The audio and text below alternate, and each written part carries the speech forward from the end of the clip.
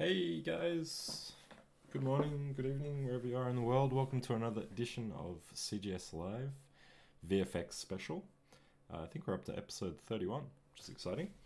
My name's Daniel Hourigan. I'm the head of effects at CG Spectrum, and today I'm going to look at something different. I was going to continue going on with Michael's file that I was looking at last week, but he's not available this week. So I thought I'll do something different. And I saw something during the week that sort of inspired me, and every time I see sort of 2D looking effects done in 3D, I kind of get excited because I really like that style. So I thought I'd take a look at something today that I saw and see if I can recreate it in Houdini.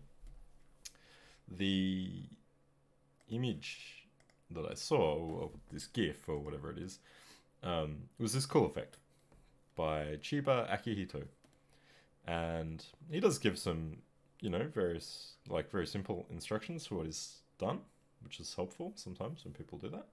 But you kind of have to, take that and go, okay, so what's going on and how can I apply that in Houdini? Because this was done in Blender. So I love this. I think it looks really, really cool. And as you can see, lots of people really enjoyed it. So I think, anytime you can do like stylized effects like this is really, really cool. So I'm gonna have a crack at it and see what I can do. Hey Tyson, how's it going? I'm good, thank you. How are you? I spent the weekend continuing to build my soundproof studio that I'll be moving to in a couple of weeks probably, which I'm very excited about because it can be difficult doing live streams in a house with a little child who's likes to be noisy. So yeah, I'm just going to try and recreate the thing exactly for starters, and then see what I can do with it. Oh, that's good, Tyson. Yeah, I can't wait. It's going to be a cool little studio playing music in and, doing streams and stuff like that. So let's start with the Taurus. And, he kind of describes Chiba Akihito-san, I'm guessing. He sort of describes the process. Copy the object, stretch the part where you want to emit long smoke, apply displace modifier, add your favorite procedural texture. At this time, if you specify the coordinates as object, you can control the texture transform with an object or with the object. You can see that he's kind of doing it with a null here. So I'm probably not going to do that. Set the blend mode to alpha clip, use Fresnel in the material editor to control the alpha. So, there's some clues as to what to do. What I'm going to look at first is just to establish kind of the look in SOPs, and then we're going to have a look in the material editor. So I'm going to grab just a point in the middle here, and whoops. Oh, that's not what I wanted to do. I hate this tree editor. Okay, let's try again. Pick that point. There we go. This one. Transform. And then if you go down on your edit node that gets created when you do a transform, increase your soft radius and you can kind of pull it out like that, like a kind of little tail. So, maybe it's something like that. You can experiment with that. There's lots of different types of fall off as well that you can experiment with, which, some can be better than others. Quadratic, linear. Just depends on the kind of look. Then, let's put down an attribute vault. And I'm going to put down a turbulent noise. And a displace along normal. So P into N, P, N, And then we should probably give it some normals, first of all, seeing as we're displacing along them. So let's put a facet down, pre-compute normals. And we're going to use this turbulent noise in the amount of the displaced normal. So let's have a look. What have I done here? Oh, hooked it into time. That's not what I want. There we go.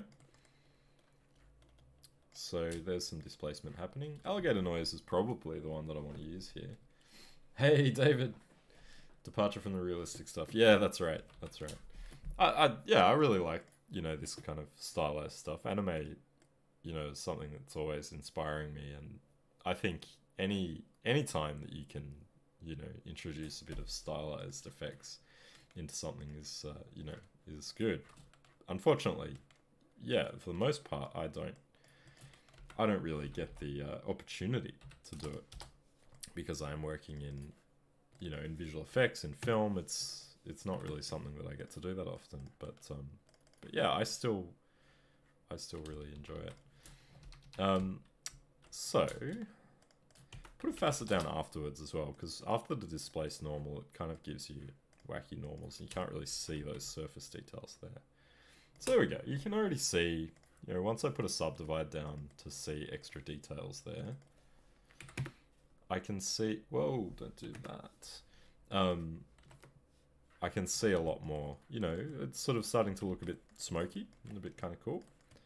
Now it's not animating at the moment. Yeah, it's cool, isn't it?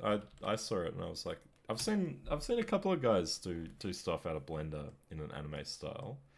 Unless it's the same guy every time. I don't usually take note of who did it. But yeah, it's a really cool kind of, you know, thing to try. So I think, you know, with the turbulent noise, you can see there's a lot of detail there. Maybe there's too much. With anime style, you know, smoke and explosions or whatever, it's usually, yeah, they're quite rounded shapes, quite soft and simplified. So, you know, if you take the roughness down on your alligator noise, or on any noise, it will start to simplify those shapes. So, you know, you can kind of see how you get these very simplified shapes. You play around with the different types of noises as well, just to see, you know, kind of what kind of noise you might want to use. I think alligator gives a good kind of cellular pattern, so that's kind of cool. So I don't know, let's go with that. And I've got the fit in here, so I can actually crush this noise to, you know, potentially create little troughs. So, you know, you can see as I bring up the source min, it sort of flattens that noise down. Because if we have a look at what that's doing in a color, oops, down here, I'll just unhook that for a second, you can see that it sort of clips those really low values away, and you're left with just black, and those black areas won't be displaced. Hey Rizwan, how's it going? Thanks for joining me. So yeah, you know, I think you want to play around with it and just sort of see what, you know, what you can kind of, what sort of look you want to get. You could also potentially go negative, you know, negative something and positive something, so that you end up with displacement in both directions. I mean, maybe negative, maybe just want a little bit negative, and then you'll kind of get, instead of it all being outward, you'll get a little bit going inwards as well. I don't know. Yeah, I'm not sure if we need to do that. And then for the animation, I'm just going to run this along the axes instead of linking it to a null or whatever. I'm just going to promote the offset of the turbulent noise. And then out here, here's my x-axis. So I can actually just, you know, run that along that axis. Or if this torus happened to be animating through, you know, through space, it would also animate along the noise. Because the noise is based on world position, you can see, you know, as I move that through space, it's just going to sample different parts of that noise field. So it changes, and it sort of, you know, it sort of moves along with it, which is cool. Yeah, that's really satisfying kind of to play with. So we could do something like that as well. We could just set, you know, I guess it's going backwards to what I imagined. So set a value there, and then, you know, -3, and then, you know, we've got that kind of effect, which is cool. You're in Monterey, California right now, Rizwan. Cool. How's the temperature there? Is it still hot over there? So there's some weird shapes. You know, there's kind of these weird lines, and that's really probably coming from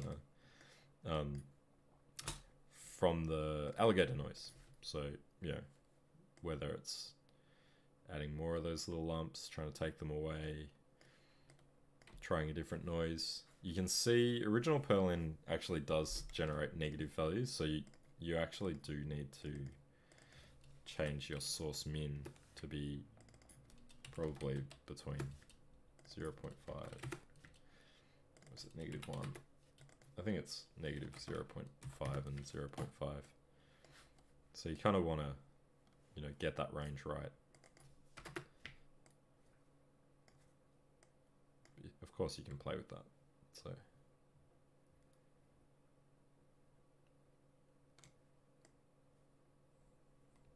I don't know. I think alligator kind of gives the best shapes, but you could also try, you know, different types of noises as well. You know, you've got unified noise, which will give you a whole bunch of different options. So I don't really like using unified noise. I find it is quite slow, so, you know, it's kind of one that I tend to avoid just because of the speed aspect of it. But, you know, sometimes you need a different kind of result. Let's try increasing the frequency of 64 degrees.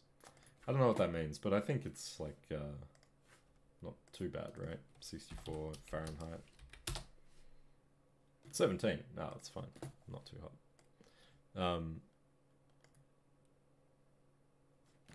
There's some really cool noises. Like you could potentially, you know, I mean, that looks awesome. Not for this effect that I'm trying, but that's really cool. You know, the whirly cellular noise, just feeding straight into that displaced normal. It's awesome. Let's try some different ones. Let's see. Again, very cool. You know, very cool looking thing. Let's see what any of these other ones, see if they're going to give us anything interesting. Like, I could put a smooth after this as well, and that, you know, potentially would yield the result that I'm after, but ultimately I think I'm going to try and do this in a material. So, you know, I kind of want to avoid doing any SOP-based processes because I won't be able to recreate those in the material. So, trying to avoid that. Hey, Audrey, how's it going? So let's go back to the turbulent noise. But cool things in the unified noise. We can always take the turbulence value down as well. So, you know, you've got roughness, but you've also got the levels of turbulence. So, you know, you can see as I increase those levels of turbulence, I get finer and finer detail. And the roughness is going to kind of push into those areas of detail. So they kind of work together. But you can see, you know, with turbulence of 1, the roughness just kind of accentuates some of them. So it's kind of like it's crushing it maybe, or adding some random sections to the noise. But as I increase turbulence, that roughness increases those higher end turbulence values. So let's take the turbulence kind of down a little bit, like that. I don't know. Just messing around. Let's go with that. I'm good. Thanks, Audrey. Good. Okay. So, and I mean, we could also animate the offset at the same time if we wanted to. So, like, you know, if I just put $f expression in there, turn off my transform for a second. Let's divide that by, I don't know, 48. Turn my transform back on. So, you know, you've got double kind of pulsing going on there. Maybe divided by 24 instead. Yeah, I don't know. Yeah, you can play around with that. I'm still not mad about these shapes, but I don't know. Let's press on. So we've got that. And now if we merge, well, actually what I'll do is just duplicate this original torus here, and I'll create a new one. Oops. And I've got my transform here, so I'll just duplicate that. And actually, instead of duplicating it, I'll reference this one. So I'll copy parameter and paste relative reference. So that there's a linked now. If I change one, I'll get, you know, both. And this one, you know, potentially, or I guess this one, potentially could be a little thicker. So it is going to be a bit more outside the torus that's in the middle. So now that we've kind of done that, like that's our kind of look dev experiment for getting the noise and shapes right. We need to look at how, you know, how to get this look, this edge look that's transparent and sits over the top of the other one and really makes it look like, you know, that kind of stylized anime smoke or steam. So I'm going to go to my transform node. I'm going to turn off my subdivide. Actually, what I'll do is I'll leave my subdivide on 1 because that kind of gets rid of some of those jaggy shapes. And I won't render this attribute VOP. So I'll render that. So let's create a camera. Hey, Tom, no worries. Yeah, look, I think, you know, in any 3D package, you can do this stuff. You just really need to figure out the specific ways that each package, you know, can do it. But yeah, you can certainly do this stuff in Houdini. So let's render this. Camera 1, render.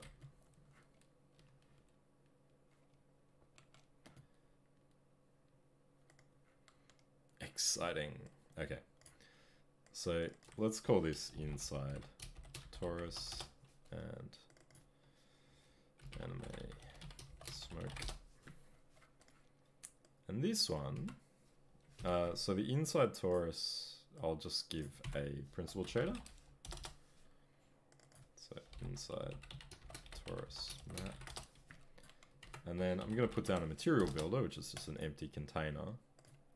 And this one can be my anime smoke map. So I'll assign those. Oops. Slash mat slash inside torus. Slash mat slash anime smoke. So that should just go white because there's nothing on that material. So first things first, let's copy. This is the cool thing about VOPs, is that you can copy this stuff that we've already done here. So I could copy all of that, really. Might just, I'll just pop that out and I won't copy that little promoted parameter. So I'll just copy that stuff and then jump to materials, go inside and hit paste. Whoops, Control P. Wrong one. Hit paste there, and there's my stuff already set up. So let's hook it up. Pos into P, so this is displacement globals, and then displacement normal, and here over here is my displacement output. So if I plug this into here, you can see it starts to displace, but it looks really wacky. And the reason is that this is displacing quite a lot, and there's this thing called displacement bounds in Mantra that kind of restricts or limits the amount that something can displace before it sort of breaks. And I guess it's an efficiency thing for the renderer. But by default, if you're displacing a lot, it looks broken, like this. So there's this hidden parameter, and you'll see it on a principled shader under displacement. You can see displacement bound there. And if you hover over it, it says displacement bound parameter VM underscore displacement bound. So where is that and how do we get that here? If you edit parameter interface on a material builder or any material that you want to add this to, and over here under create parameters, under render properties, if you type VM underscore displace, there it is there. Under mantra, shading, displacement bound. Let's just drag that onto the root of my smoke material. Don't need to hit and do anything else, just drag it on there, hit apply and accept, and there it is there, displacement bound. Let's just set it to 1. And there you go. Fixed. Is this Borderlands 4? I don't know what that means. This is Houdini. Molnar. I don't know what you mean by that. I'm not a gamer. Sorry. So there's our displacement. So that's a very important thing to know, that you can add that displacement bound to a custom material like this. Now, if we want to see this with lighting on it, not that we have any lights, but if we want to see it look shaded, we could put maybe a classic shader in, or even we could do a principled shader as well. So principled shader, and let's just collapse that down. And you can see here, we've got a layer output. If I put a compute lighting node down, layer into layer, and then CF, OF, and F into the surface output, there you go. So now we've got like a shader with our own custom displacement. So that's step 1. This is not, this needs work, but we're getting somewhere. So we've just recreated what we did in FOPS, which is cool. Now, what we need to recreate is this effect of it being transparent. And you can see that Chiba Akihito says, use Fresnel in the material editor. So whenever you want to create that kind of edge look, the Fresnel operator is a good one to start with. So Fresnel, there's a couple of different ones there, but it's this top one that we want, Fresnel. And you can see we've got normalized incident vector, normalized surface normal, and index of refraction. The index of refraction is actually on the node. So I'm going to plug normals, whoops. I'm going to plug normals into here. So here we are here, normals. And then I'm just going to disconnect the OF from there and plug it into Fresnel. You get a couple of different outputs here. KR, KT, so you've got reflected light, transmitted light, reflection vector, and transmission. So you can play around with those different ones. I'm actually going to disconnect this and this, and just look at the output of the Fresnel. There we go. So there's the CF. So that's the color. And then we've got opacity and alpha. So we'll just hook them all up. And there we go. So we're starting to get something happening.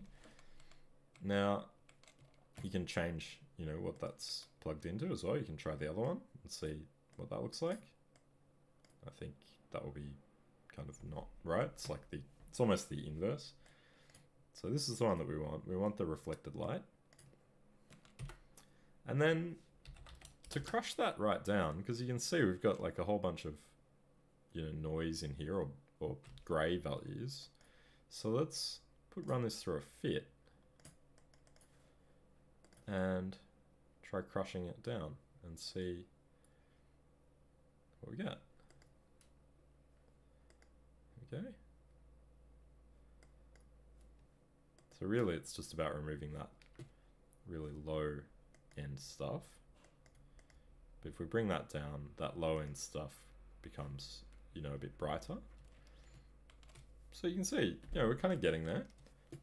Now with the color, I think it looks to me like he probably has like some level of lighting in there, because I can see, some gradients and maybe some shadow tones, stuff like that. But what might be cool is to run this, just the color output here through a ramp. So you can see at the moment we're outputting 0 to 1 values. So let's run that through a color ramp parameter. And if I just choose infrared on this, oh, actually, we need to go outside. This always gets me in materials or with ramps in general. There's a ramp display in here, but there's also a ramp display out here. This is the one we need to change. So if I change that to infrared, we can see, you know, what's happening there. So we've got low gray values of becoming purple and the white values becoming red. You could change the interpolation of all these flags. Instead of being linear, where they blend, you could set them to constant. And then you'll get this more kind of cartoon shader look, where you have, you know, a complete separation between the colors. There's no blending, it's just one color into the next. So what you could do instead, if I get rid of these extra colors here, so I guess it's that one, you can kind of have this separation between two colors. So yeah, this potentially could be a grey. Looks like we're getting a little bit of white in there. And then this one could be, you know, white.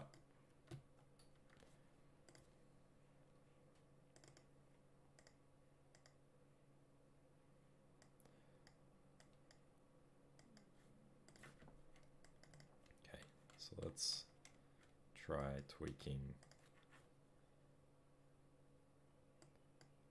this a little bit.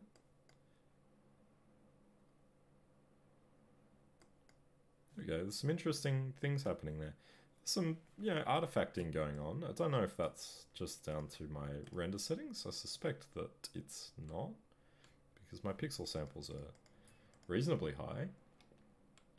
Hey Deal, I'm just looking at this reference that I saw last week sometime by Chiba Akihito, done in Blender, and I just thought I would try and recreate it. I think it's a cool kind of thing. It looks cool, and you could apply this technique to all sorts of, you know, different things. But I guess, you know, this is kind of a smoky type effect. So, you know, this stuff here, I feel like maybe we need to kind of firm this up in terms of the opacity, so that it's much denser, because that stuff needs to sort of feel a bit more solid, I think. Let's just hide our inside torus and see, you know, what that looks like. It's pretty cool. But yeah, all this stuff that's showing up here, really, if you look at the alpha, it kind of, you know, maybe shouldn't be there necessarily. Let's have a look. Let's see what we can do. So I've got that running into CF. Let's disconnect the alpha. So it's just opacity that's causing that. Well, let's grab a different fit and just see if we can play around with this a little bit. And so if I bring, so if I bring that way down, that starts to solidify that stuff. There we go. And, you know, by clipping out the low range, I can sort of decide how much of that area I want to keep. Basically with, you know, sort of 2D stuff and when you're going for like the ink look, crushing values right down to get rid of any sort of linear interpolation between the low and the high values is what you want to do, so that you don't have too much blending going on. So like you could set that to 4, 5, for example, and it will create very hard lines. And there we go. So that, yeah, that's kind of interesting. So we've got, I mean, we could plug this one into here if we wanted to, but we probably won't get, because we've gotten rid of the, you know, the blend, essentially. We've just gone very hard clip on those values. That's going to transfer to our ramp as well. So there's not really much room for that color ramp to show variation. So we can have a different range going into the color, which is less kind of less crushed, and we can sort of just play with that to get, you know, different ranges. So yeah, you can see as I bring that down, I get more white into those areas, and that's kind of cool too. But you can experiment with that, and you could always add extra flags in here as well. So you could, you know, you could add a dark flag in there. Potentially get, you know, some extra tones in there, which might look cool. You can see that nice kind of look that we're getting. So I think, you know, I think that's kind of getting there. The noise, you know, potentially needs work. Could be a little better, could be a little smoother. You can see there, you know, a little softer. Maybe the frequency we could go up.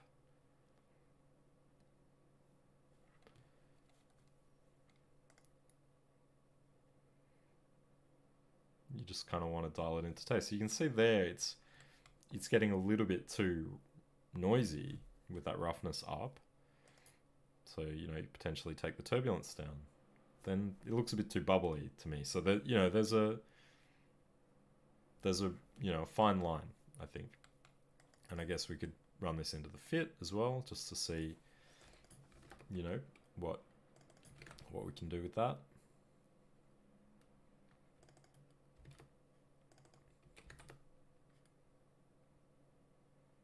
So you can see when I raise the source min, we get these areas of flat, which doesn't look that good.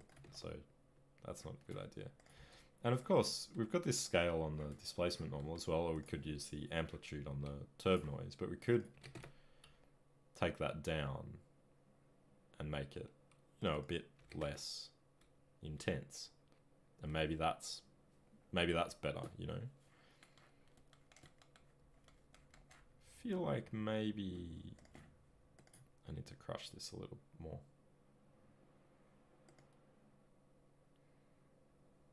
Now, if we want to have lighting on this as well, we've got color here, which we're outputting, but we could bring our compute lighting back in with our principled shader. Or, you know, we could use a classic shader, whatever you'd like there. But so basically we've got our surface here, base color, we could plug in our ramp to that, and then plug in our CF.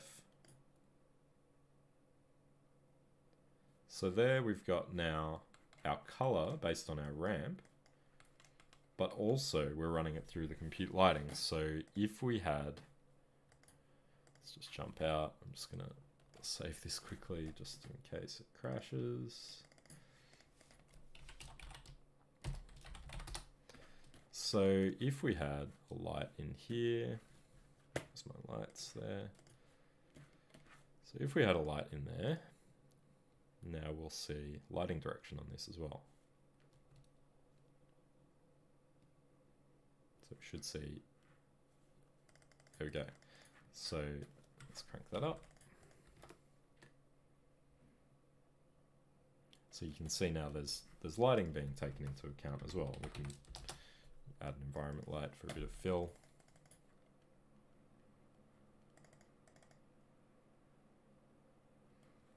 You're getting shadows as well, which is actually kind of interesting. It kind of looks a bit like glass at the moment, which I'm not sure, you know, I'm not sure I love, but it's an interesting effect all the same. So you can see how you can combine, you know, lighting together. Now you could exclude the smoke from the lighting, from shadow casting onto the torus. So let's just go to light linker, mantra rendering light linker. I'm going to choose shadow mask in the link type, and then come over here and just choose the inside torus as the shadow caster and not the anime smoke. And that then removes the shadows being cast from the smoke onto the torus inside. And that made it slightly less like glass. Now we could go back. I'm just going to duplicate this, and we could just ditch the ramp altogether. We could try it without the ramp. Just hit stop and re-render.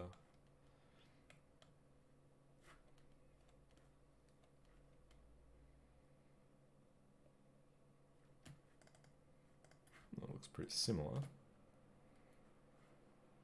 Oh, we also have reflectivity on here, so let's get rid of that. Maybe that might be making it look a bit glassy as well. Don't want any of that stuff. Don't know if adding emission will do anything to our... Let's set this to white. Don't know if that'll do anything to our color. Might make it bright. Let's see. Ooh, yes. Very bright. Alright. So we could, you know, find emission as well and feed that in there. And that would give us like a super bright kind of look. Interesting. Much more glassy, and the kind of the Fresnel look is back. But, you know, this is the really cool thing about doing this stuff in you know, in material context, like this VOP-based shading, is like you can really play around with some very interesting looks. So let me set that back to black. And let's ditch this mid color.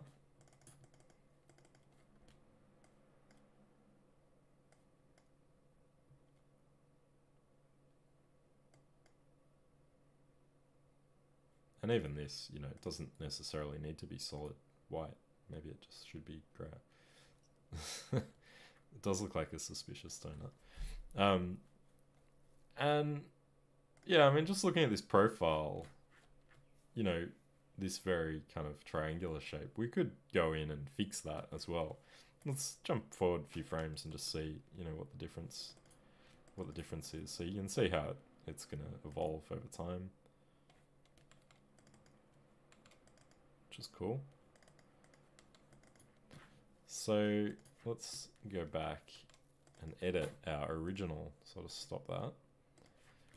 Let's go back to our edit. And, you know, we could pinch these in a bit, make, you know, a bit more of an interesting kind of shape to that. My original, yeah, Taurus is pretty low res, so I don't have loads to work with, but I mean, yeah, you kind of create more of a slipstreamy type effect like that. Even, yeah, I don't know if you want to change that too much.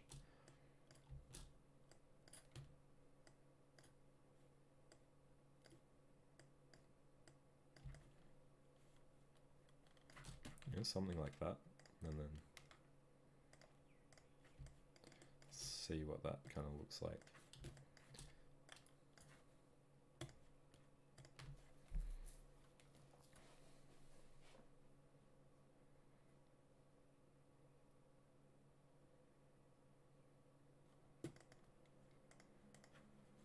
Yeah, it's hard to tell exactly. I guess it sort of pushes it out a little bit when you add that displacement, so it kind of maybe doesn't work as well. Bit of coloured light's always, you know, good to chuck in there. Yeah, so let's try making this a bit more intense, a bit brighter. I don't know if it's just that.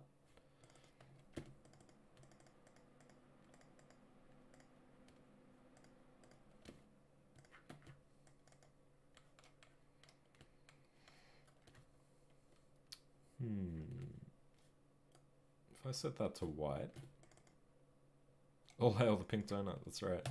So if I set that to white, it becomes solid again, but the alpha is there, which is weird. But if I maybe instead of emission color, maybe I do emission intensity. Yeah, it's kind of weird why it does that. I'm not really sure. I mean, we don't need to use the compute lighting necessarily for the smoke. It just, yeah, I just thought it might be an interesting thing to play with. And now it's broken. Hit stop, re-render. This might, having that on and in here might be setting the emission anyway. Sometimes you might need to be mindful of that. Alright, let's play with this now. So maybe that's better, you know, with less lighting information. Or you could potentially do this as well, where you have like the principled shader, compute lighting, and then this color, and mix them together, you know, with a bias. So, you know, something like this might work. Where you've got like 50% lighting, or, you know, so 0 would be full lighting information. 1 would be fully just the color coming from the ramp. And, you know, halfway would be, you know, a little from column A, a little from column B. So yeah, you could play around with that. Let's have a look at the material. Let's make this one a slightly different color. Darker gray.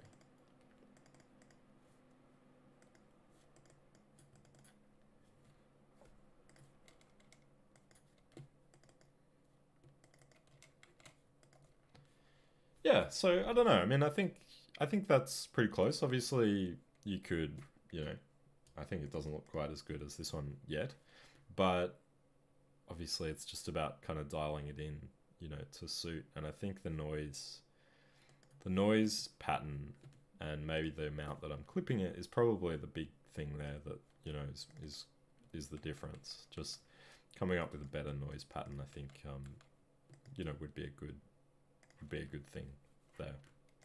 Whether it's changing it to a different noise type or changing it to a different noise, you know, node that'll give me a better result. But I think it's pretty close.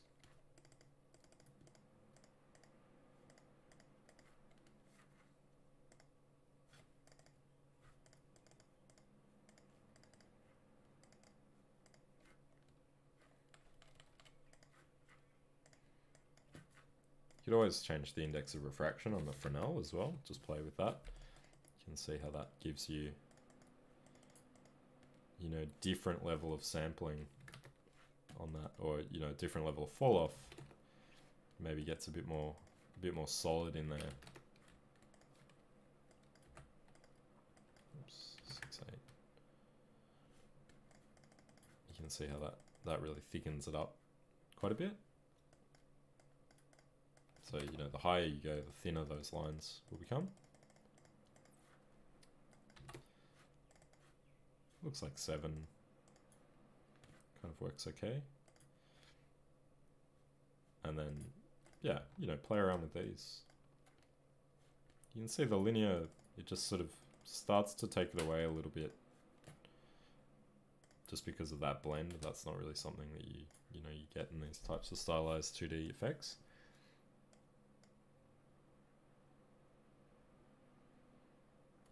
But yeah, this kind of approach can be used for anything really.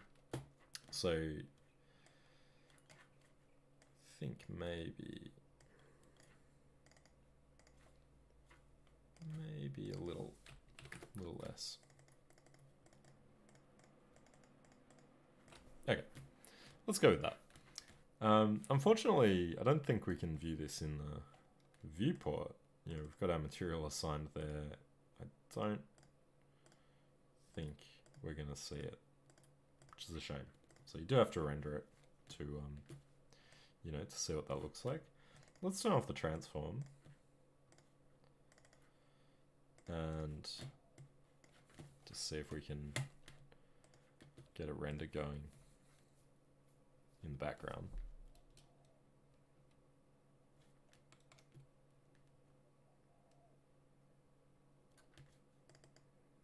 Come on, you can do it. There we go. So yeah, I don't know, the shape or something needs a bit of work, I feel. But let's render it out and see what we get.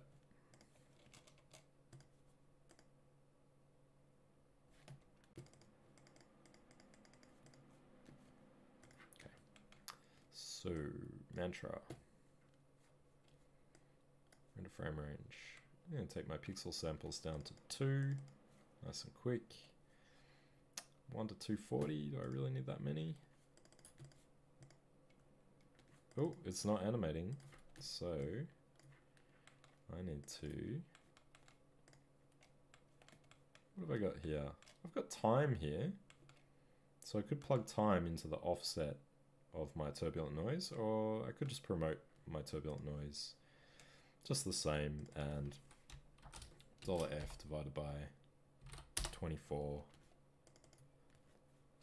So let's see what that looks like.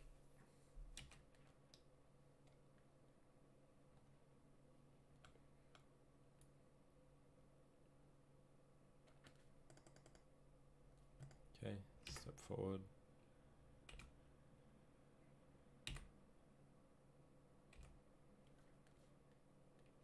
Yeah, it might be right. I don't know, it's hard to tell. Let's render it out and see. So, get rid of that.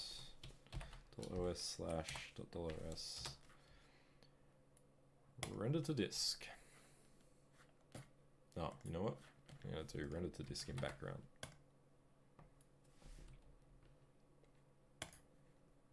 There we go.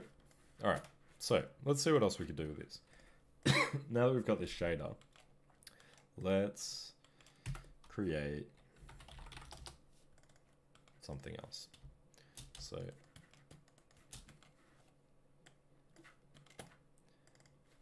I'm gonna, what do I want to do? I got a few ideas. Let's see what we can do. So I'm gonna create a pop network, and I'm just gonna emit this stuff with a bit of upward force. So force. What am I? Pop force. Mental blank. So up and that way. Lovely. Maybe I need to shoot them upwards. There we go. That's kind of what I was going for.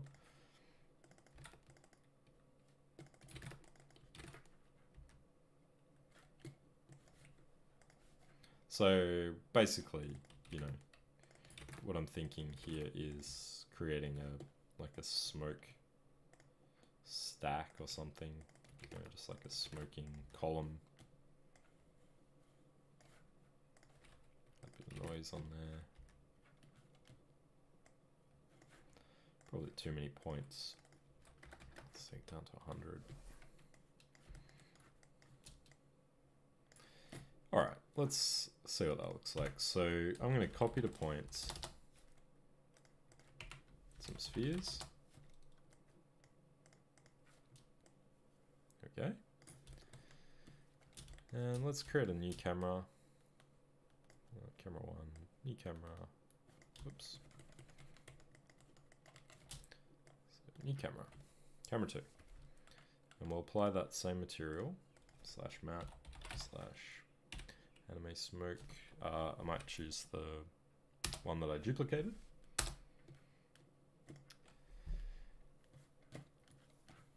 And let's see what that one looks like through camera 2. Hide anime smoke and inside torus.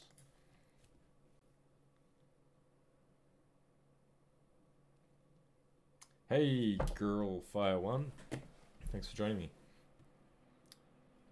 Let's see what we get.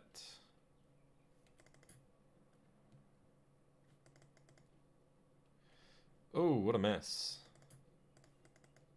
Okay, so it needs work, but you can see, you know, it's got the bones of something going on there, but the issue with this is that there's a lot of overlapping spheres. So what we can do is turn that into a VDB from polygons. Let's go voxel size 105. We could also do VDB from particles, and that will actually copy a nice little VDB sphere instead, because you can see here I'm seeing the polygonal shape of those spheres. This method will actually just generate a perfect sphere of volume around each point, and you can see that's a lot smoother. So I'll do that and then convert VDB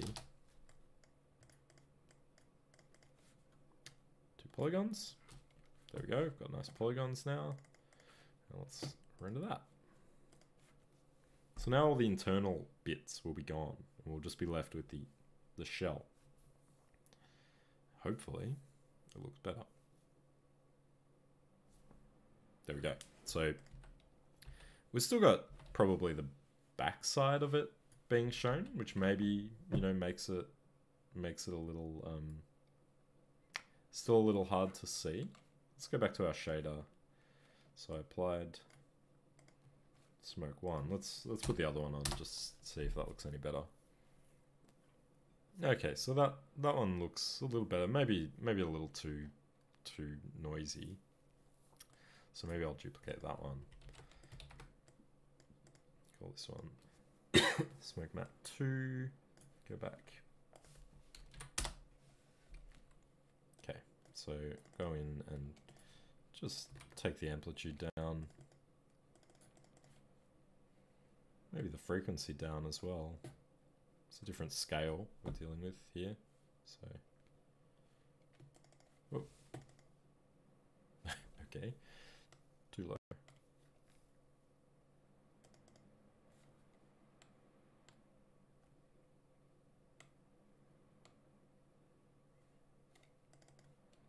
Okay, so kind of getting better.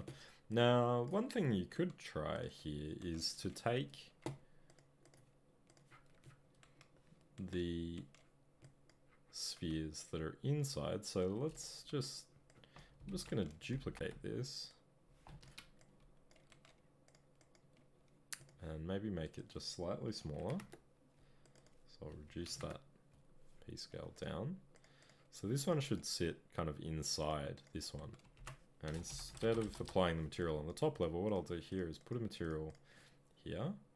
So material smoke matte 2, and then on this one, I'm going to just create, or I'll just grab it from the utility panel here, a constant. It's a material builder, very simple again, but yeah, it's there, so I'll just grab it. I'm just going to put this constant shader on with black. So material 2, constant. Okay, black inside. Then merge those two together. So I've got one over the top of the other. And now get rid of that material there. Take a snapshot. What I'm hoping is that this black material one inside will block out all the stuff that's behind, and we'll just see the edge stuff that's in front. There you go. So you can see it got rid of a lot of that stuff, and we're just left with, you know, this inside stuff. So this simulation is not very good, and there's a lot of, you know, just the same kind of shapes. So let's play with this a little bit. So we've got our PopNet.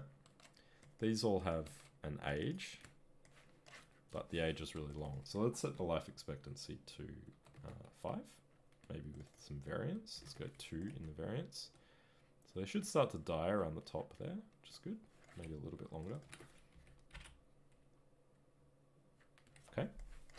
And now what we can do is in an attribute VOP have these change over time. So we've got that age and life value in there. If you middle click, you can see, bring it over this side, you can see age and life. If you divide age by life, you get a normalized age, which is between 0 and 1. So life, you know, you could see that I was setting it to 8 with a variance of 2. So if I have a look at my values there for life, you can see that they have high values, and then their age is just increasing until it hits that value. And once age equals life, the particle gets removed. But if I want a 0 to 1 value so that I can run that through a ramp or, you know, whatever, then I can normalize it by dividing it. Divide age by life, and then you'll see that that gives like a kind of gradient. I don't know why I'm still seeing that VDV there. Viewport's broken. Control T in the viewport. Spawn a new one. There we go. So you can see there now I'm getting a nice gradient of black to white. from my normalized age. So I'll run that through a ramp. And I'm going to run that through a spline ramp. And then I'm going to run that out into P-scale. So bind export. Hey, Darth Mojo Jojo. So I'm going to export here P-scale. And then I'm going to put the output of that ramp into a fit so I can control that value, because ramps just output 0 to 1. So 0 to, yeah, let's just leave it at 0 to 1 for starters. Let's look at our copy to points as the way to visualize it. Nothing at the moment. Our ramp by default is just flat, so let's do this. There we go. So scaling up over time until they die. What you could do is scale up and then down as well. So you have to scale up and then down as they die. So that might create some interest. You could also randomize this a little bit. So we should have, coming out of here, an ID attribute for each particle. So if I randomize that, just put a random down, hook it up to ID, and perhaps add a value. So fit that between something, and then add that to my, well, I could add it to before my ramp here, or I could add it just to my P-scale, just to give it, you know, some particles have an offset and some don't.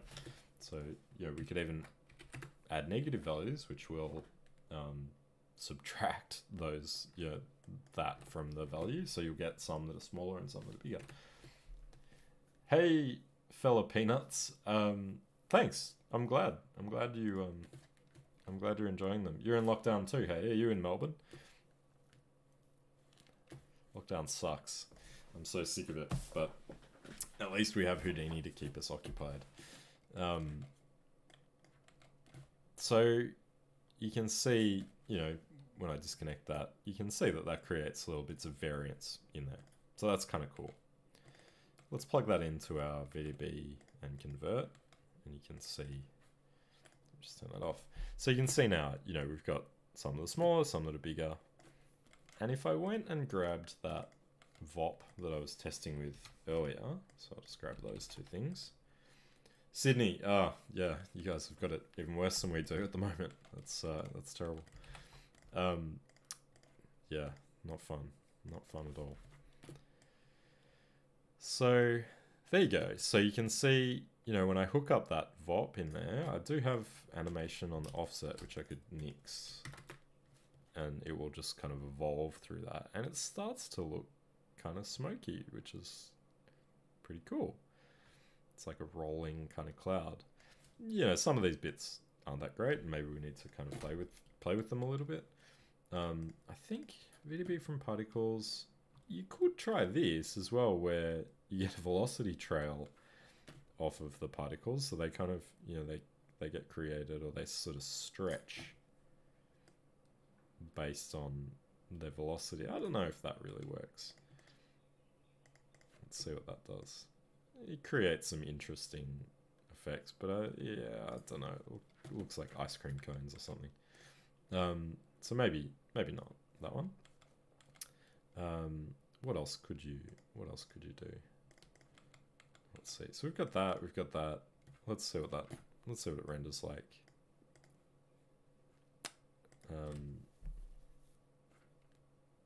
So it should be slightly better because there's more variation now.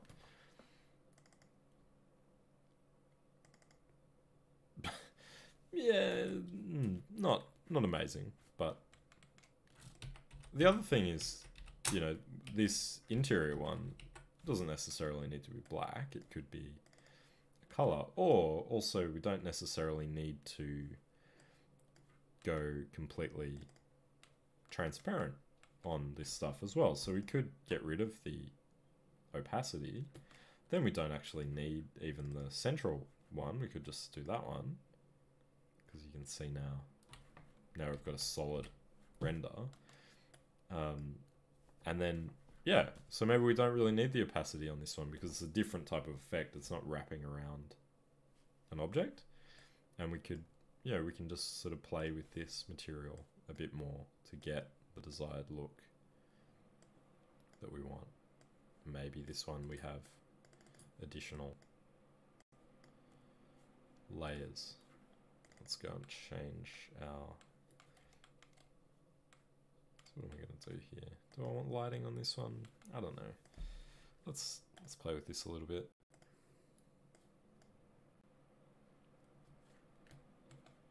Fresnel.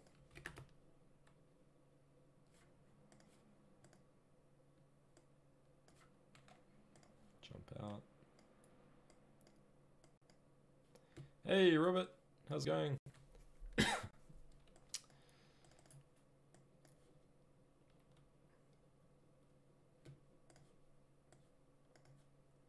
do we got here? Let's take this one down.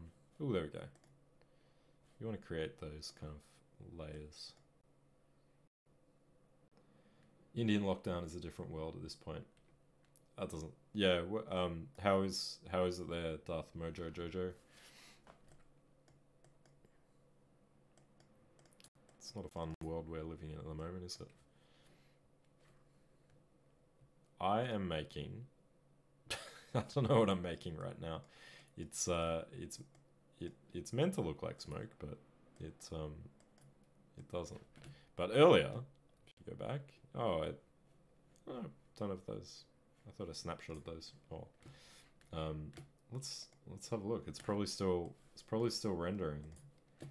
Let's see how our render's going. Did I leave it? I just called it I didn't change the name of my render node. Rookie mistake. Let's open this baby up. Oh, those grapes. Yeah, it's a grape chimney. No, it's I guess, you know, I'm looking at 2D shading techniques. Here we go. Based on this GIF that I saw. Which is this one. Which I thought was pretty cool. So I've just been looking at how you could recreate that in Houdini. So let's have a look. Here we go. We've got 79 frames of this bad boy. Oh, it looks like my... It looks like my my offset maybe is skewed or something. I guess, you know what? You know what's happening? I always forget this. But in material context, I set this to offset in X, right? So it's offsetting in X, but it's not offsetting in world, like object space X. It's exporting in render space X, which is left to right, you know, along the render pane.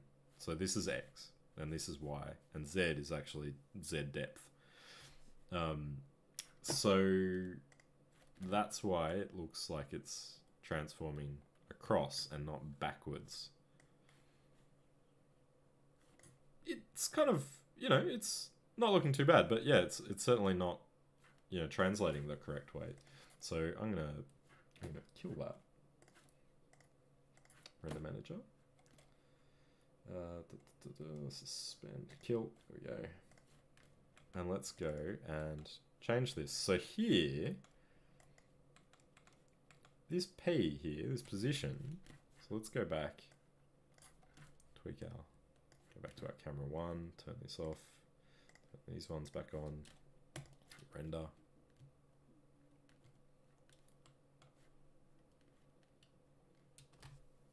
Hopefully that all still works. Hey, there we go. So, go back to our material. After P here, we're going to put a transform node down. And there we go. So that is going to transform it from the current space, which is the render space, to object space. And then it's going to be object space position, which is going into this turbulent noise. And that then should translate in the correct direction. But we'll have to render it out to see. So let's render it out. Again, render as a disk in background.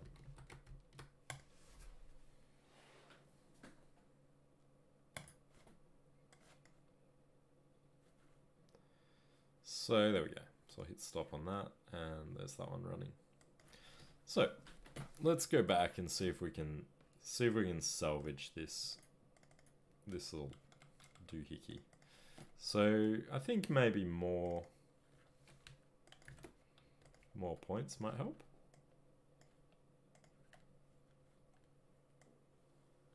Maybe? I don't know. It's kind of it's a bit of a lame simulation, so you know, perhaps we just need to add a bit more variation to it.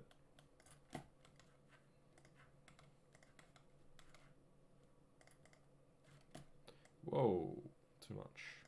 And then, you know, extra surface detail would probably help as well. So we've got one layer of spheres, and then maybe we want to have an additional layer. So perhaps we could go back to doing this method, and then, you know, scatter spheres on those spheres. Or on this one, we could, you know, potentially scatter spheres. So like that, take our copy to points, duplicate it like that. Let's just add a random, so at pscale equals rand at ptnum. And that'll just give us like a random scaling of spheres. And we could take that down just by multiplying it by 0.1 or something.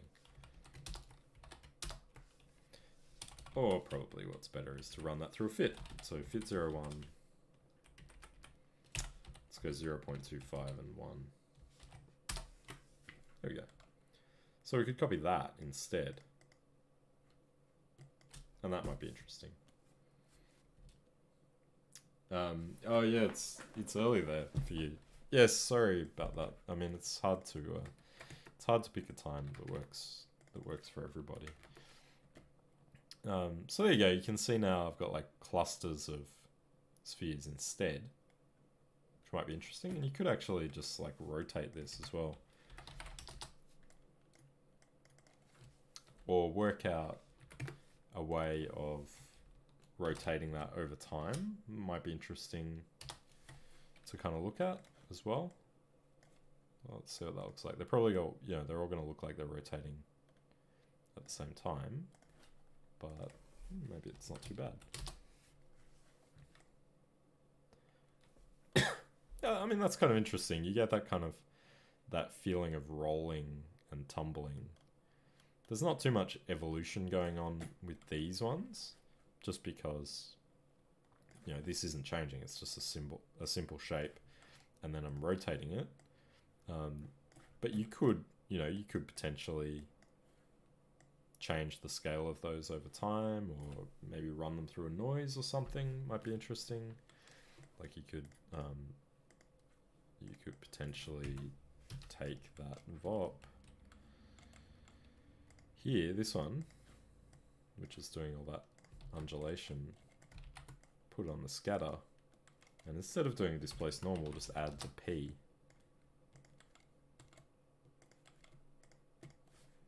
3D noise this time, because we're adding a 3D position to a position. Get rid of the normals, get rid of that fit.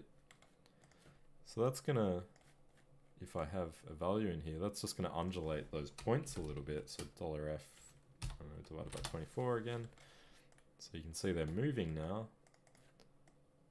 So over time, they'll kind of jostle about and rotate. And then when we copy those onto here, we might get, you know, just a little bit more interesting kind of motion, which is kind of cool. And maybe this scale down isn't working, so we'll just have them scale up over time a bit more. And of course, you can play with this, so you get better shapes going on.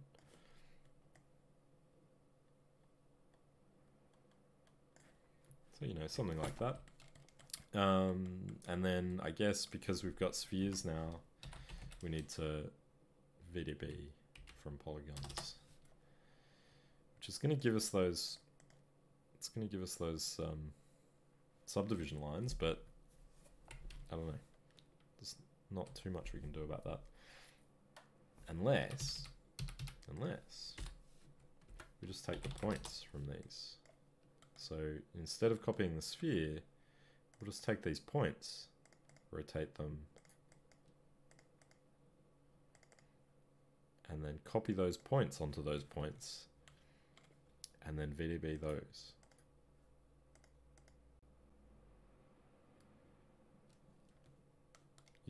Is it the same? Let's see. Let's duplicate that.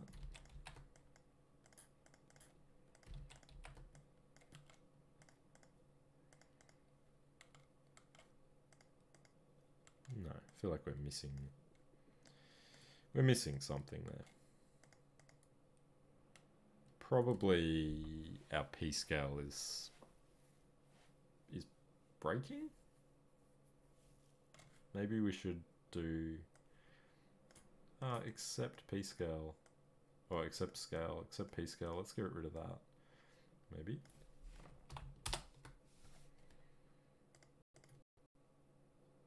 There we go. It's a little bit different, but yeah, you can kind of see how that's working. And you can always mess with that. So let's see what that looks like.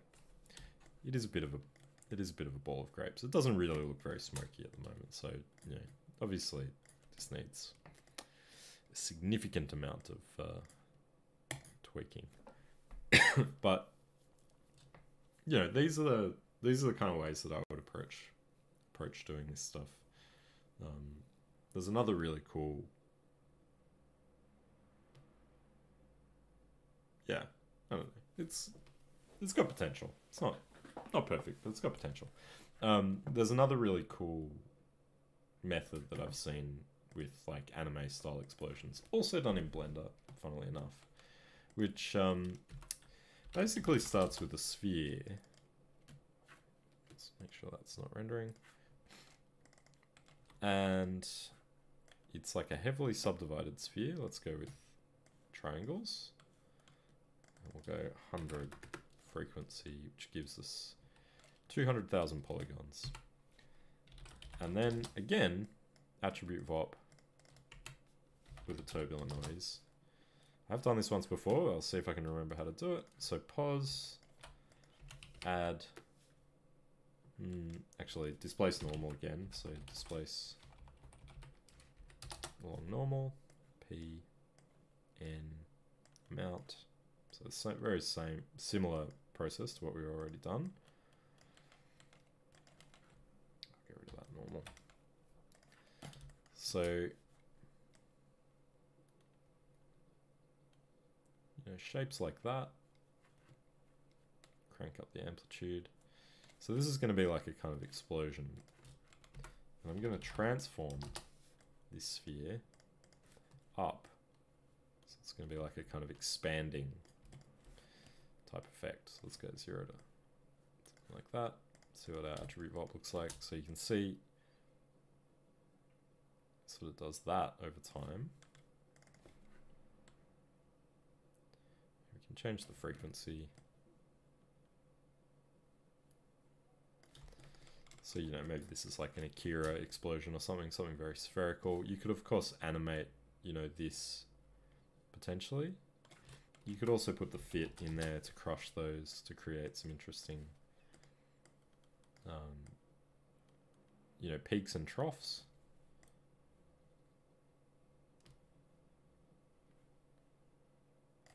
Maybe the scale isn't so big.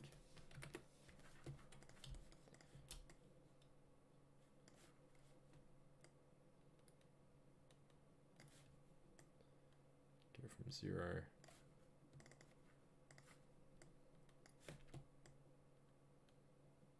Looks like it's clipping a little bit there.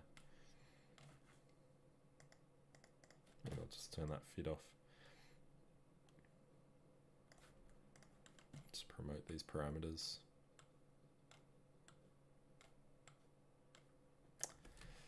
So, yeah, let's go something like that.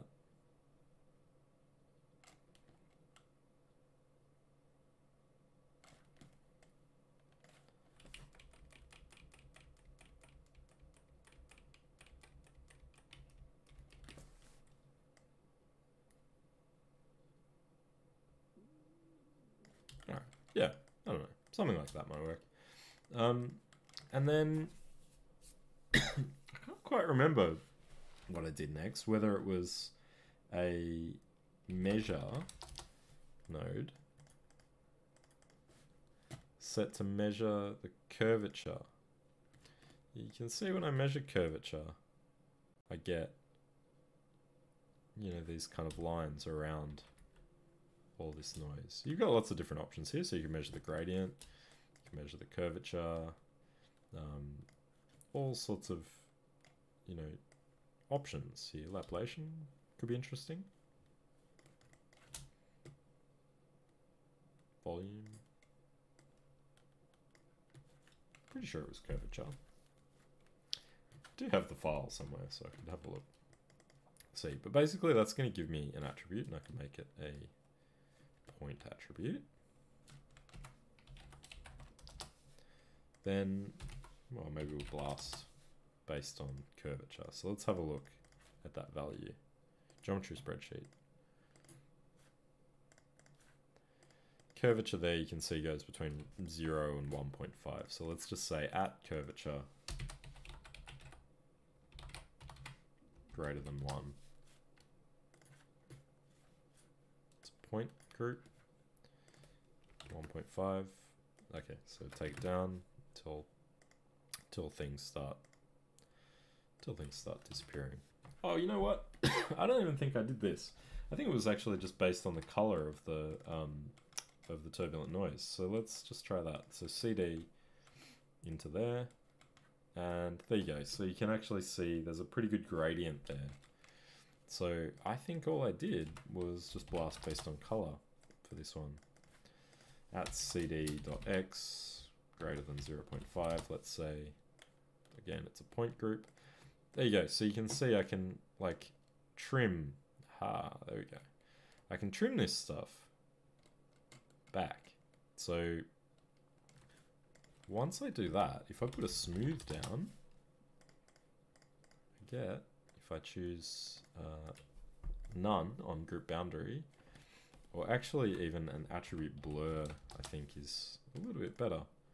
Attribute blur P, pin border points, and then crank the blurring iterations. You can see that gives a really nice smooth shape there. So I think that's quite cool. And then you can see as I take that down, you get these really nice kind of patterns. So what the technique is basically to create varying levels of this cull with different colors. So here, you know, I might do, let's make this one black, for example. And then I'll have another version of this over here, which is slightly different. So I'll take that one in. But if I merge these two together, they'll be overlapping. So I also want to peak this one to be inside. You can see I'm getting something interesting happening there. But if I peak this inside slightly, doesn't have to be much, just so they're not overlapping, then I get this kind of effect. So let's make that red.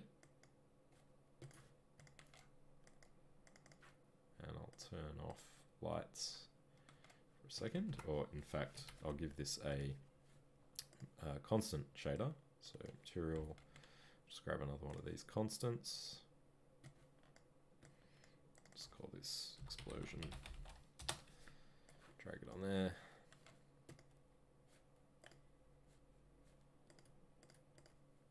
Material. Oh, it should show up kind of a bit brighter than that, but I guess not. Maybe we need some normals.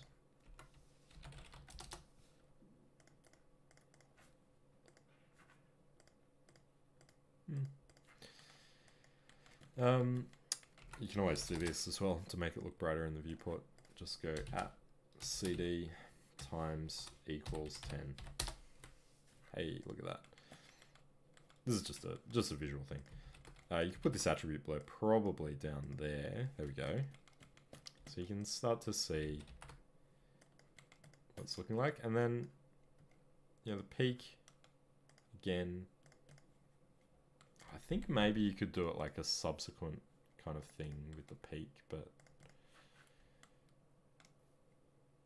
so like you could take that value, copy parameter, paste relative reference, and then maybe times, times 2 or something, so that it's slightly more again, or times 1.5. And then a different color on that one, and a different offset. So let's go 0.7 on that one, color, make that red or orange,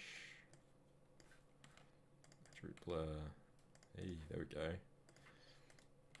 And then finally, you know, maybe there's just one there. Or maybe instead of doing negative peaks, we do positive ones. Maybe that's what I did. So maybe that makes more sense. So each one is kind of, so the base one is kind of not deleted at all, and it's just pure white. So like this. This one's just going to be white. Like that. And then we do, so let's just get rid of that. Do a little peak on each one. 0.01.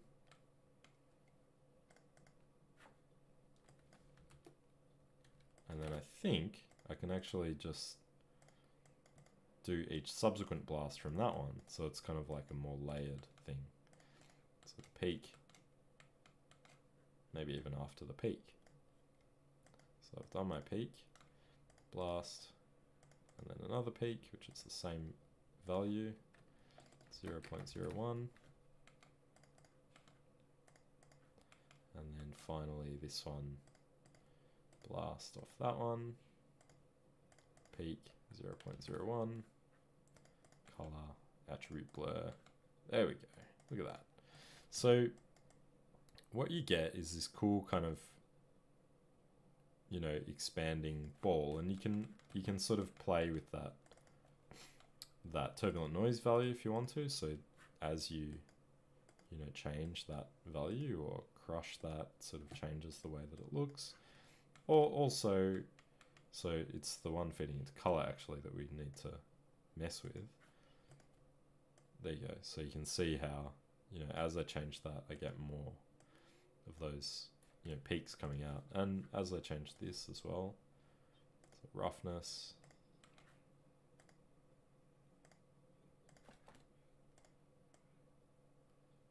so you can get this cool kind of look. And you can do that as many times as you want. So it's this kind of cascading effect now where you've got one initial blast, your original one, and then everything just kind of comes off that.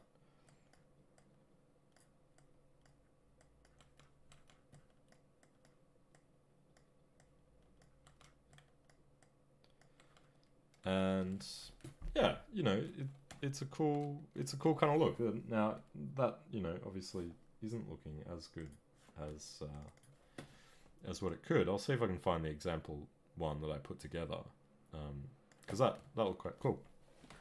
But that's the basic idea, is just creating layers. Let's see if I can find it here.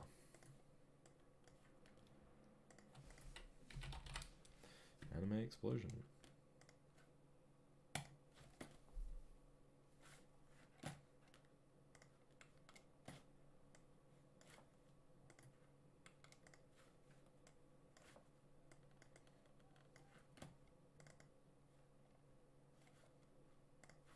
Here it is.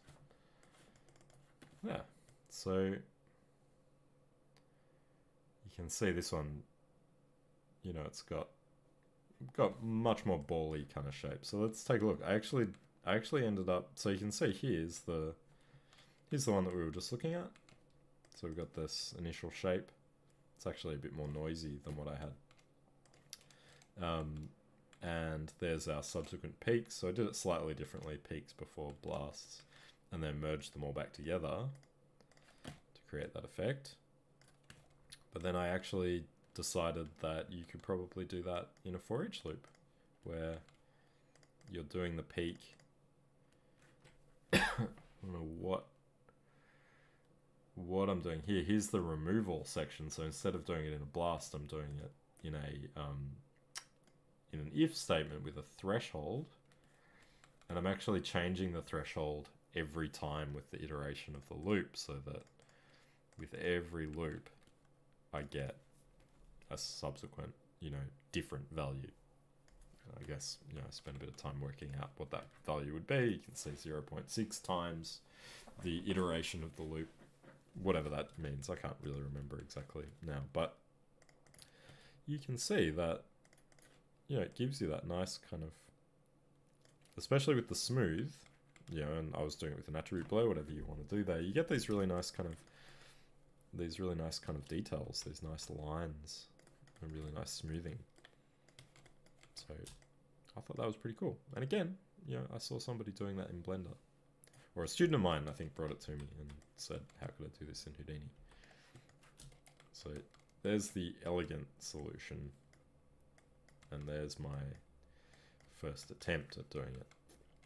For each loops are great. They make doing this stuff, really cool. And you can see here, I've just got basically a control on the number of iterations where I could keep going if I wanted to. I could have 9 of these or 2 of these. You can see, like, I can just keep increasing it to get more and more iterations of that process of doing the peak and then the blast. So, yeah.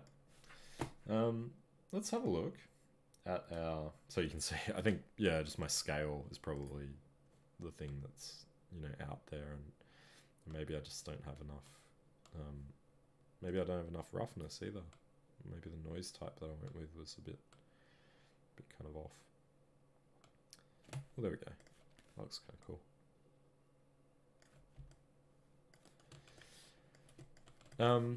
So let's have a look at that render again. So how many frames have we got? We're up to 11:30. Yeah, we've got a few frames now.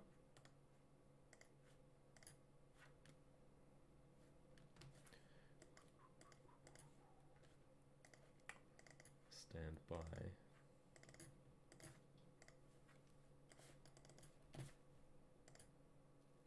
There we go. You'll probably see it switch. Maybe? No.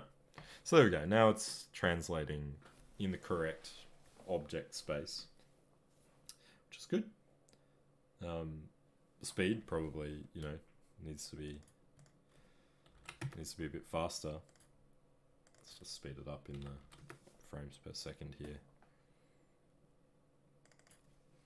And I think, you could also add controls along the length of this thing. So, if you wanted to create like a ramp along the object, that might be an interesting way to control the fall off of the displacement, or even change the Fresnel as you go back, or change the color. Could be kind of cool as well. Yeah, all sorts of interesting things you could do with the shader. Lots of possibilities there.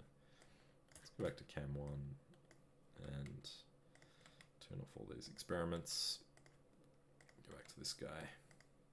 So you could store it on the shader, on the object, sorry. You could store maybe a value along the length of the torus, or you could probably do it in the shader. Let's have a look. So we've got the original one here.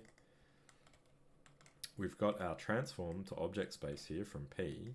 So based on that, let's see if we can do a relative bounding box off of that.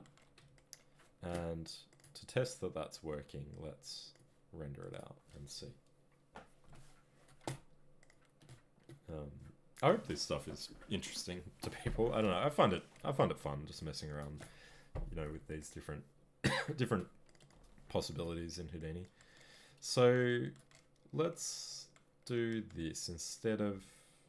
I'm just going to get rid of the OF and CF for a second, and I'm going to plug in that relative bounding box in there. Let's do vector float and just grab one of those. Well, that doesn't look great, does it? CF Relative bounding box. P. Ooh. Let's try relative to point bounding box. I don't know if that is any different.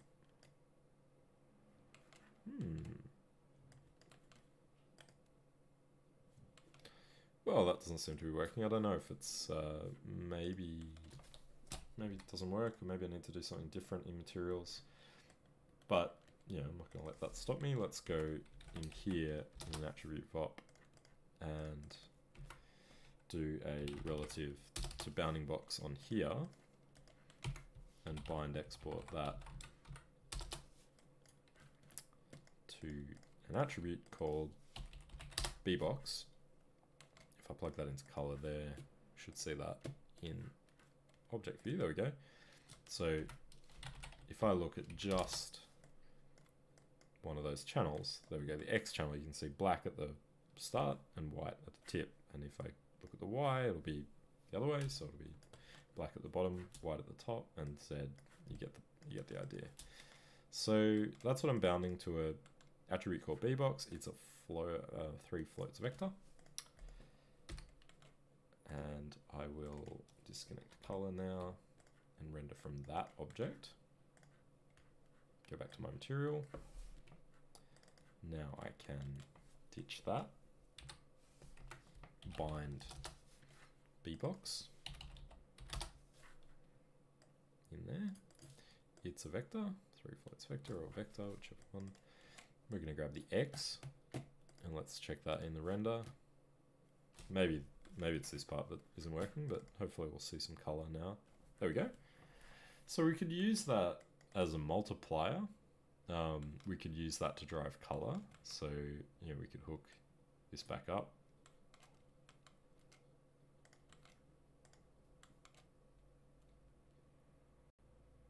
There we go. So we've got that back now. We could use it to drive a ramp. So we've got our kind of gray ramp here, which maybe we could multiply or mix. Instead of mixing the lighting in, maybe we could mix a different ramp here coming from a different part of the object. So over here, this ramp, if I mix that in, let's go, oh, and then we've got a bias as well. So the bias could actually be based on this value as well. So let's create a color ramp here. Ooh, looks like we need to name that differently. So ramp 2. Hopefully that doesn't break everything. There we go. Let's choose black body. Nice. Let's make all of these solid again, constant. Okay. And oops. Let's just look at that one by itself. Okay, so you can see how it's going black, red,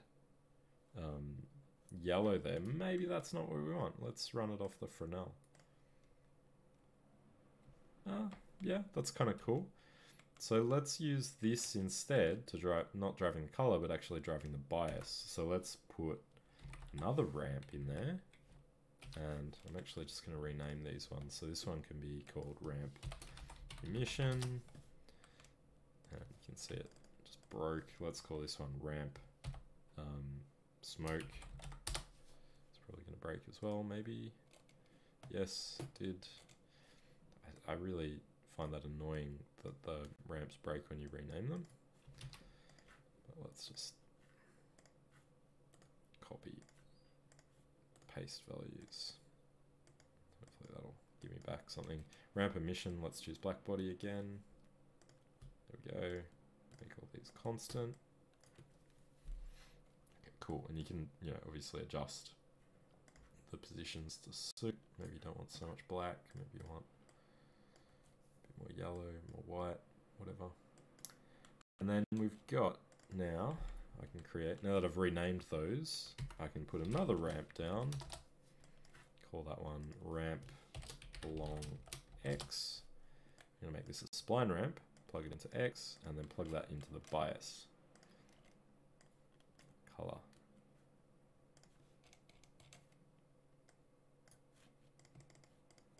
Aha, there we go. So grey towards the back. There we go. So now I've got this kind of ramp, and this ramp you can think about as this part is the start of the ramp, and this part is the end, the end of the torus over here. So it's the start of the torus and the end of the torus, and we're blending between these two color ramps. So you could do, you know, some interesting things like that as well.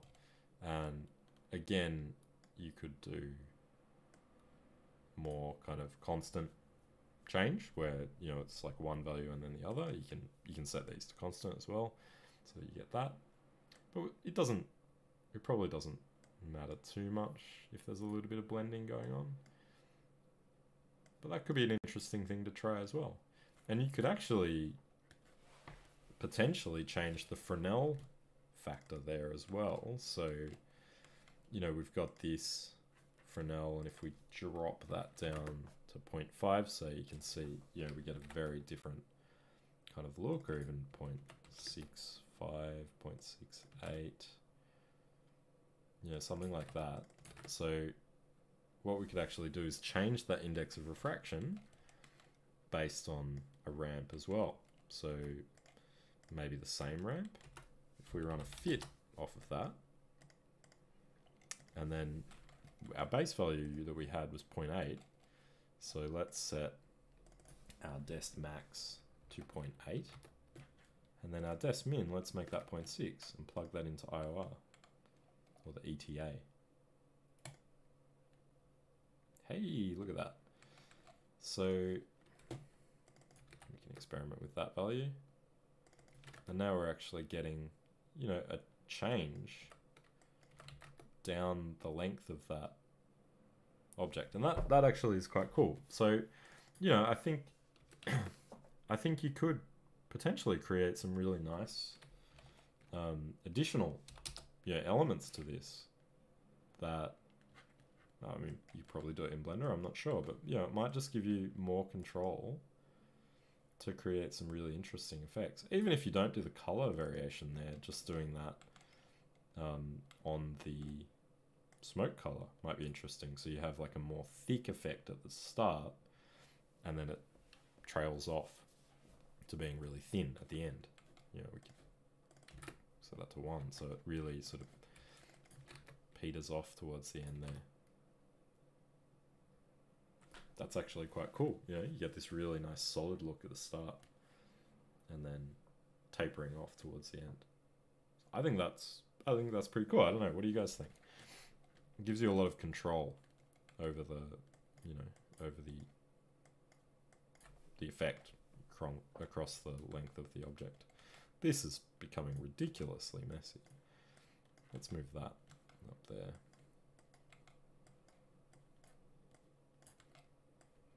I'll have to figure that out, the B box inside of here. I don't know why that's not working. I'm obviously doing something wrong, but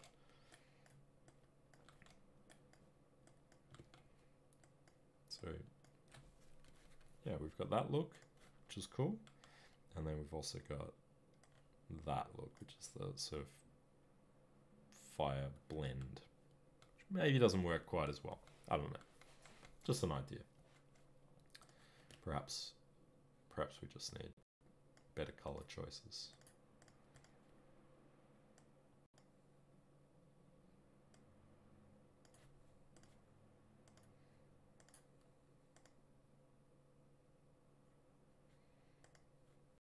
You tend to see a lot of brown in anime explosions, which is interesting, you know, choice, but I guess it makes them look kind of dirty.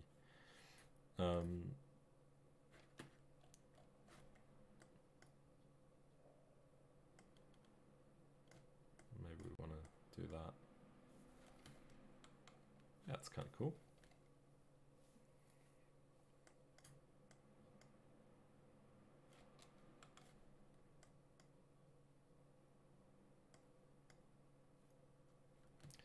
I could tweak these colors all day.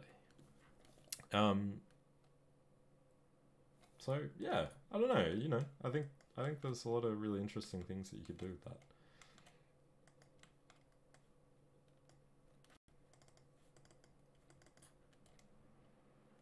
let's try that. And because it didn't feel fast enough, let's go and change that to be, what do we kind of, I did it, I got 84 frames per second here, so 24 is what we first did. It feels way too slow.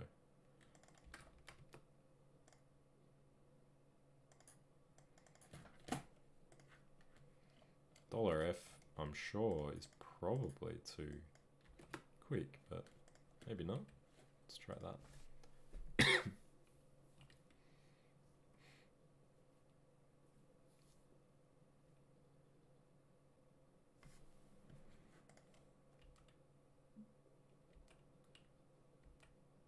You can see how quickly those shapes move down.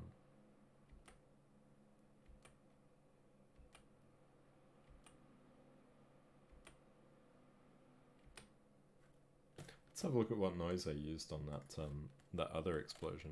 Maybe it was sparse convolution, can't remember. So we got that one, and then an additional layer. This one is, it's alligator noise, but you can see low roughness and low turbulence. So it's exactly the same, really. And then an additional layer on top of higher frequency stuff, just to add those extra details. So I could do that as well, where, you know, I kind of have an initial turbulent noise, which is doing more of the broad shapes, and then another one combined, just added to the amount to do like additional kind of shaping. Maybe I will duplicate this again just to protect that.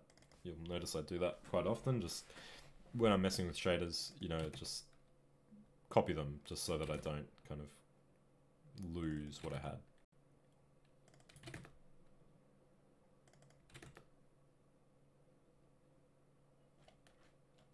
I like some of these kind of looks here, they look quite cool.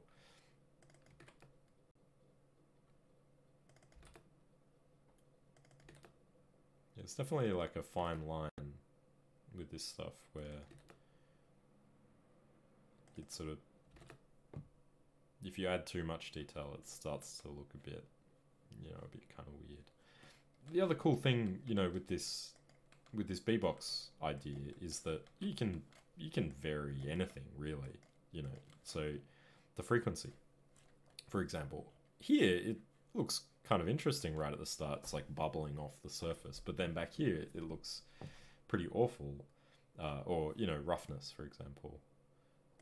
So you could change that over the life of the object, or, you know, to create that feeling of changing over time, you could change that roughness over the length of the object. So maybe instead of the ramp, I just use fit into there, and so our base roughness, let's say, what do we want? 0.3. So let's plug that into there. You'll see it go crazy at the end. So 0.3, 0.4, and then up here, let's go 0.6. Okay. And this is where having it in a ramp is helpful, because you can really tailor that. Now it's just a kind of linear thing, so it's a little bit harder to do. But you can see now I've got like a nice level of bubbly detail there, and then it trails off. So I will put that through a ramp, or I could try it through this one.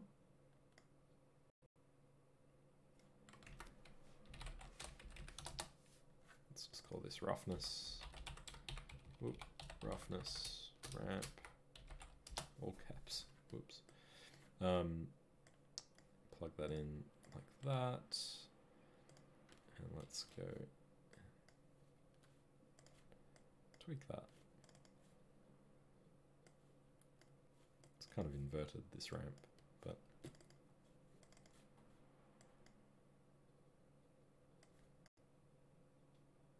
can see how you can control that, which is cool. You could also do that with frequency as well. So you've got frequency here, and they're all the same, the frequencies. So they're 1.5, 1.5, 1.5 in each in each axis. That's actually quite cool. That has a really nice feeling of speed. I like that. I was planning on doing something else, but that actually looks really sweet. So, so I mean, you could do that as well, where you vary, you know, the frequency in one axis. So, for instance, if I put another fit down here off of this ramp, and then that's just a float, but we've got 3 values here. So if I put a float to vector down into frequency, we'll see it all break. Let's set them all to 1.5, what we had. But you can see if I drop the component 1, then I get that nice stretched effect. So here into component 1, I could go like 0.1 at the head and then 1.5 at the tail, so that it goes from that nice kind of stretched quality there, or alternatively 1.5 at the head and 0.1 at the tail, so it kind of stretches out over time. And that might be interesting, so you could kind of play around with those two things. But I think that looks pretty sweet. It's got that really nice feeling there. And again, you know, play with it along the ramp so that you can kind of see how that works. Yeah, I don't know. What do you guys think about that? I think that's pretty cool. And you get that really nice feeling of wrapping then around the surface, which I think could be really nice. Yeah, like that looks sweet.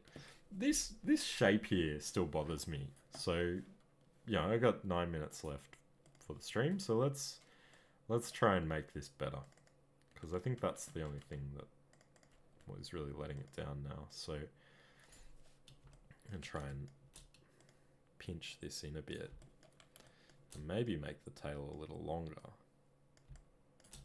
Perhaps we'll scale this in.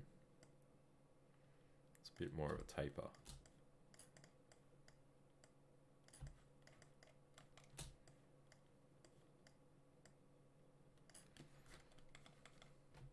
Set my render flag there. Snapshot, render.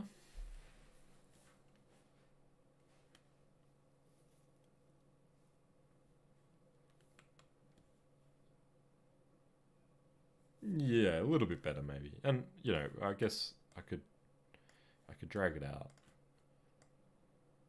a little more, play with that soft radius a little bit.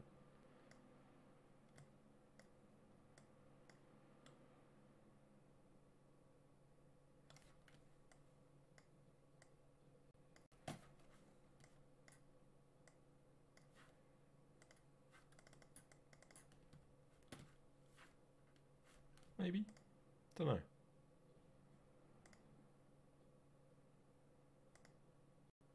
I really like that now, though. I think that's looking really cool.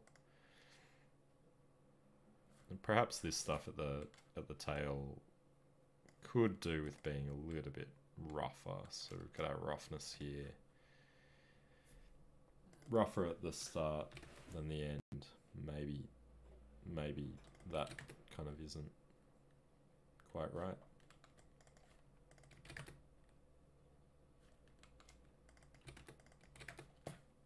Stop, render.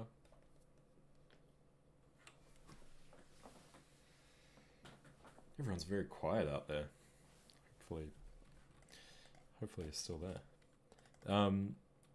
So let's see. Yeah, I don't know.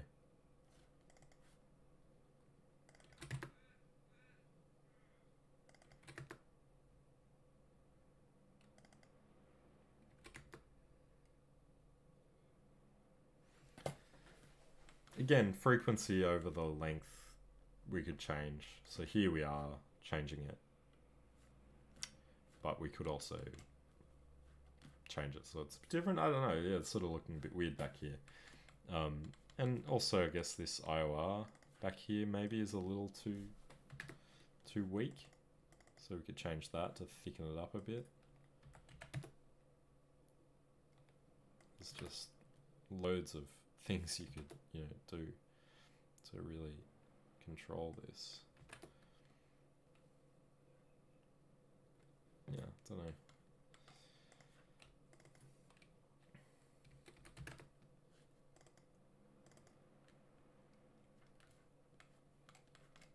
What do we got for our color at the moment? So we're just using the ramp smoke.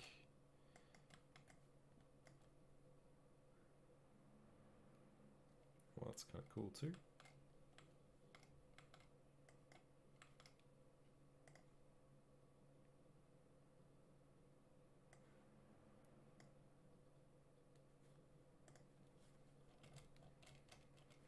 So you can, you know, you can build up a decent level of complexity in these shaders. All right, I'm still not like thrilled with some of the look, but I think, you know, I think over time you could really develop this up into something that looked really cool. Let's see, where's our roughness? I think,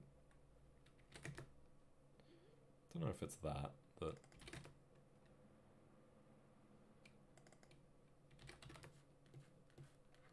maybe it's just too rough. And then in other frames it looks like it's not rough enough. I don't know.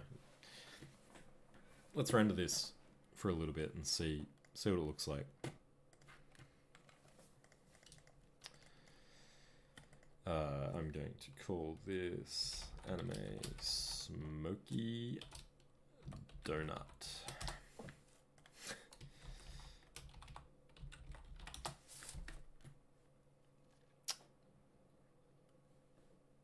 Let's check my performance monitor. I think it must be done. Not performance monitor, render scheduler. Kill that one. Render to disk.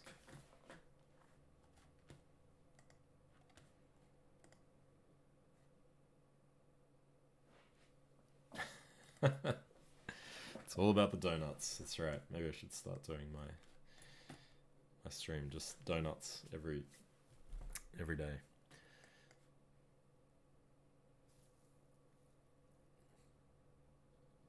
So let's open this up and see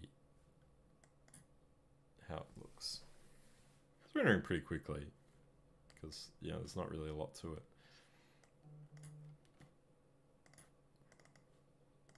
Oops. Render Smoky Donut. Yeah, a little bit fast. Alright. Kill. Material. That $F divided by 2, let's go divided by 6. Maybe 8.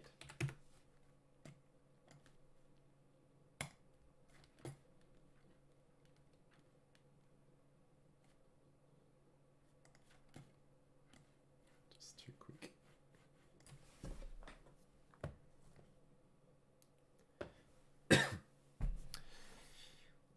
3 minutes left. Let's see if we can get a few more frames of this, and we'll see. But I'm pretty happy with that. I mean, you know, there are elements to the tail that I don't like, but this happy accident here of the streaming stuff at the start, I think, is really cool.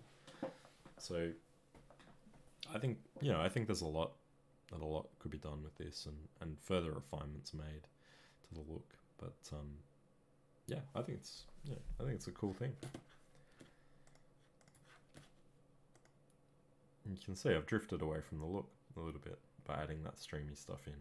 But yeah, it's a shame I can't get that performance in the viewport. It would be nice. I could if I did it completely with VOPs, but yeah, this is more efficient to do it this way in materials. And you can get much higher resolution. So yeah, I don't know. That speed maybe is too slow, but whatever. We'll let this go and, you know, see how it looks. Oh, I just realized I'm looking at it in aces. Let's see. Doesn't really make a difference.